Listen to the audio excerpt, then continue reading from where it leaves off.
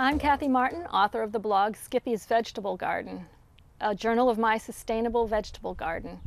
I'm here in my side yard in Belmont, Massachusetts, and I'm going to show you how to cultivate sugar snap peas.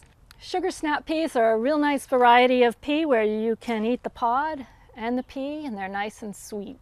Peas fix their own nitrogen, which means that you don't have to put nutrients into the soil for them. They're going to make their own nutrients. I have here a nice garden soil with no additions. I like a nice wide furrow for planting peas.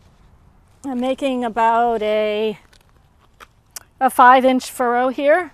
And then what I'm going to do is, this is something that you can buy in the store now. You used to have to mail order it, but you can buy this inoculant in the stores now with the seeds. And this is called soil inoculant for beans and peas. And what it is, it's something that the peas use in order to help them fix nitrogen. It's a bacteria that will grow on their roots and fix nitrogen that the peas can then use. You just sprinkle it onto the, sprinkle it onto the soil. This is a granulated form. If you've grown peas and beans for many years, you'll already have lots of this in your soil, but this is really helpful, especially if it's the first time that you're growing peas in a certain location.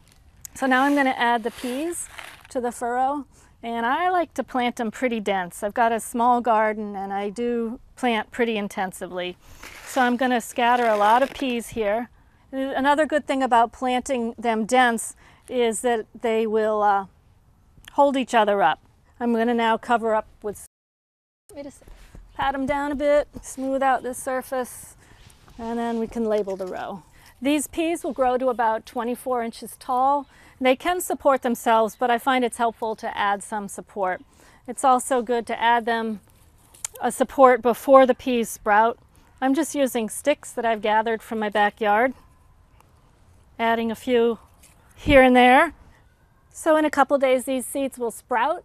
And in about 3 weeks, 2 or 3 weeks, they'll be as big as these seedlings. And then in 2 months, we'll be picking a harvest of sugar snap peas. And that's how to cultivate sugar snap peas. I'm Kathy Martin, author of the blog Skippy's Vegetable Garden, a journal of my sustainable garden. Enjoy your sustainable garden and grow some healthy vegetables.